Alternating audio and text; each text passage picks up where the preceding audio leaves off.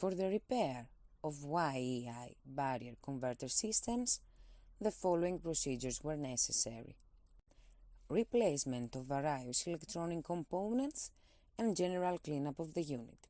For testing, we had a 110 AC power supply, a lamp, and a milliampere input signal. By turning on the power supply, the unit reacts accordingly, and we can see that the lamp lighting up after 5 milliampere.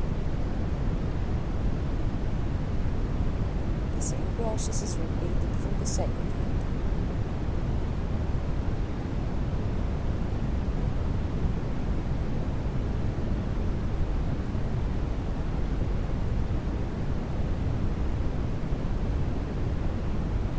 No further testing is possible due to lack of additional units.